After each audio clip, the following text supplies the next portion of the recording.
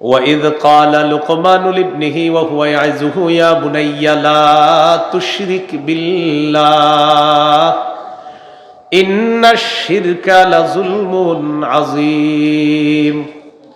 স্মরণ করুন ওই সময়কে যখন লোকমান তার সন্তানকে বললেন, তুমি আল্লাহর সাথে শিরিক করো না, শিরিক মহা জুলুম।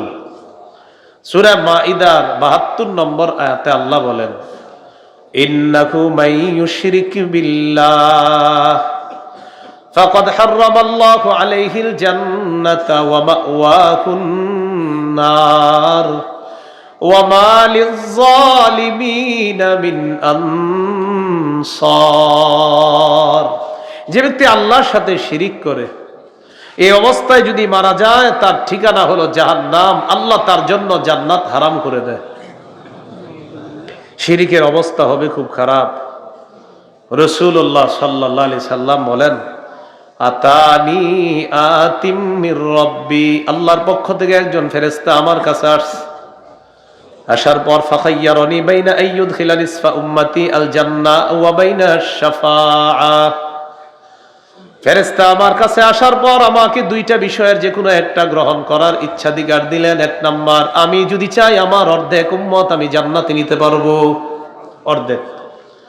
ওয়া বাইনা আশ-শাফাআ, আর যদি চাই আমি সুপারিশ করতে পারবো। হুজুর আপনি কোনটা চান, অর্ধেক উম্মত জান্নাতে নিবেন নাকি সুপারিশ করবেন? নবীজি বুদ্ধি করে বললেন, ইখতারতুশ শাফাআ, আমি সুপারিশ করাটা গ্রহণ করে নিলাম। সহিহ মুসলিমের বর্ণনা ৩৮৬ নম্বর হাদিস। قال رسول الله صلى الله عليه وسلم لكل نبي دعوة مستجابة قد دعا بها في أمته وقد خبأت دعوتي شفاعة لأمتي يوم القيامة। নবীজি বলেন, সব নবীকে আল্লাহ একটা স্পেশাল দোয়া দিছে। এই দোয়াটা সব নবী তার উম্মতের জন্য করে ফেলেছে। আমি আমার স্পেশাল দোয়াটা এখনো করি নাই। আমি এটা গোপন করে রেখে দিয়েছি, কিয়ামতের ময়দানে উম্মতের জন্য সুপারিশ করব, সেদিন আল্লাহর কাছে দোয়াটা করব। নবীজি বলেন, আমার সুপারিশ সবাই পাবে না।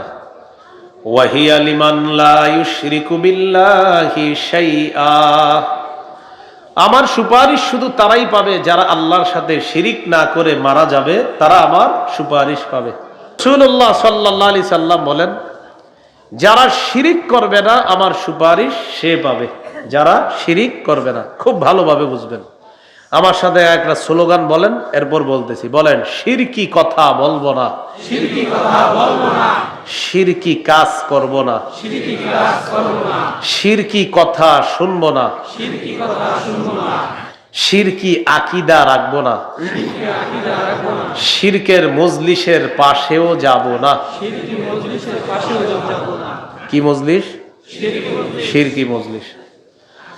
সহিহ মুসলিমের বর্ণনা 1175 নম্বর হাদিস, নবী ইন্তেকালের 5 দিন আগের বর্ণনা। মাদ্রাসা পাঠ্যপুস্তক অনুসারে 532 নম্বর হাদিস।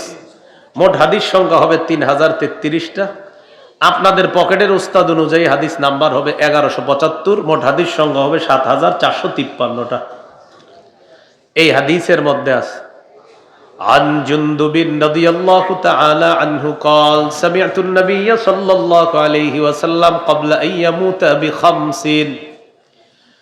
নবীজি ইন্তেকালের 5 দিন আগে আমি আল্লাহর নবীকে বলতে শুনলাম, আলা ওয়া ইন্না মান কানা ক্বাবলাকুম ইত্তাখাযু কুবুর আমবিয়াইহিম ওয়া সালিহিহিম মাসাজিদা। শোনো, তোমরা তোমাদের পূর্ববর্তী জাতি তাদের নবী ওলিদের কবরকে সিজদার স্থান বানিয়েছে। কিসের স্থান?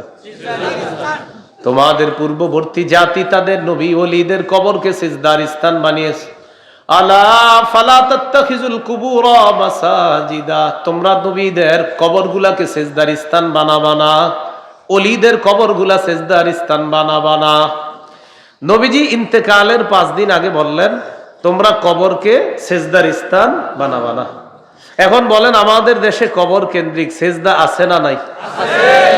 এই জাতীয় আকীদা রাখে অনেক মানুষ। আহারে, অনেক মানুষ মসজিদে নামাজ পড়ে ডেলি 5 ওয়াক্ত, এই বেচারা 364 দিন আল্লাহরে সেজদা দেয়, একদিন আরেক জায়গায় গিয়ে আবেগে আরেক জায়গায় দিয়ে দেয়, আরেক জায়গায় গিয়ে আবেগে দিয়ে দেয়, সব শেষ করে দেয়। সূরা জুমারের 65 নম্বর আয়াতে আল্লাহ বলেন, ওয়ালাকাদ উহিয়া ইলাইকা ওয়া ইলাল্লাযীনা মিন ক্বাবলিক লাইন আশরাকতা লায়াহবাতান্না আমালুকা ওয়া লাতাকুনান্না মিনাল খাসিরিন।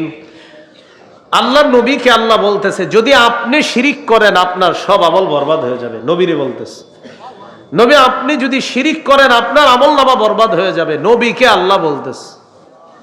তাহলে আমরা এই জাতীয় কাজ করব না, যে আমল, যে কাজ, যে সমস্ত অন্যায় আমাদের আমল বরবাদ হয়, শিরকি কাজ থেকে আল্লাহ আমাদেরকে হেফাজত করেন, আমিন। নবী ইন্তেকাল করবে যেদিন, সহিহ বুখারীর বর্ণনা 435 নম্বর হাদিস। আল্লাহ নবীর ইন্তেকালের দিন কি হলো? লাম্মা নুজিলা বিরাসূলিল্লাহি সাল্লাল্লাহু আলাইহি ওয়াসাল্লাম তাফিকা ইয়াতরাহু খামিসাতান আলা ওয়াজহিহি। নবী যেদিন ইন্তেকাল করবেন, আল্লাহ নবী তার মুখ মুবারকের উপর একটা কাপড় রাখলেন, এইভাবে মুখের উপর একটা কাপড়। ফাইযা তাম্মা, আল্লাহ নবীর যখন প্রাণটা বের হবে অবস্থা, কাশাফাহা আন ওয়াজহিহি, কাপড়টা চেহারা থেকে সরাইছে।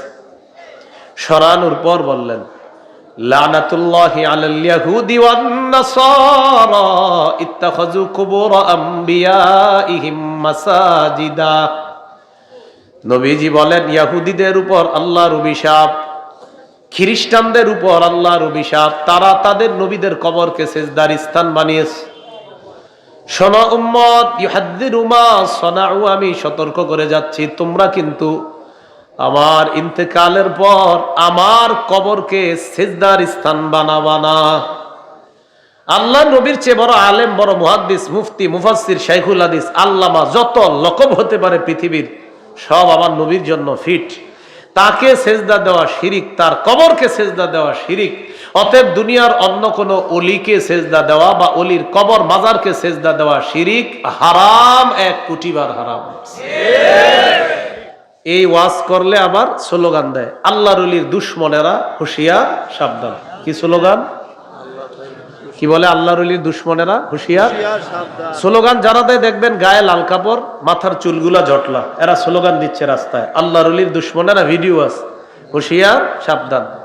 আমরা কোনো আল্লাহর ওলির বিরুদ্ধে না, আমরা কোনো আল্লাহর ওলির কবরের বিরুদ্ধে না। আল্লাহর ওলির কবরকে কেন্দ্র করে যদি শিরিক হয়, যদি বেদাত হয়, যদি গাজার আসর হয়, যদি মেলা হয়, আহলে হক, উলামায়ে কেরাম, উলামায়ে দেওবন্দ আগেও সেই শিরিক বেদাতের বিরুদ্ধে ছিল, আছে, কিয়ামত পর্যন্ত আলেমদের এটার বিরুদ্ধে কঠিন অবস্থা আরো কঠিন হবে। এক্ষেত্রে উলামায়ে কেরাম কোনো আপোষ করবে না। তাহলে স্লোগান পাল্টাতে হবে, স্লোগান এইভাবে দিতে হবে, শিরিকের দুশমনেরা হুঁশিয়ার সাবধান, বেদাতের দুশমনেরা হুঁশিয়ার সাবধান। এটা হলে ঠিক আছে। তাহলে 3 নাম্বার আলামত, আকীদা বিশুদ্ধ হবে, আকীদায় শিরিক থাকা যাবে না। একটা হাদিস শোনেন, এই হাদিসটা যত মানুষ শিরিক করে এদেরকে এই হাদিসটা আমরা জানিয়ে দিব, বলেন ইনশাআল্লাহ। রাসূলুল্লাহ সাল্লাল্লাহু আলাইহি সাল্লাম বলেন, সহিহ বুখারীর বর্ণনা 44 নম্বর হাদিস, ক্বালা রাসূলুল্লাহ সাল্লাল্লাহু আলাইহি ওয়াসাল্লাম, ইয়াখরুজু মিনান নার মান ক্বালা লা ইলাহা ইল্লাল্লাহ ওয়া ফি কলবিহি ওয়াজনু শাইরাতিন মিন খায়র ওয়া ফি কলবিহি ওয়াজনু বুররাতিন মিন খায়র ওয়াফি কলবিহি ওয়াজনু যাররাতিন মিন খায়র। নবীজি বলেন, কেউ যদি শিরিক মুক্ত লা ইলাহা ইল্লাল্লাহ এটা নিয়ে মারা যায়, তার অন্তরে যদি ঈমান গম পরিমাণ, জব পরিমাণ, সরিষার দানা পরিমাণও হয়, সে একদিন জাহান্নাম থেকে বের হয়ে জান্নাতে প্রবেশ করবে। সুবহানাল্লাহ। শর্ত হলো শিরিক করা যাবে না।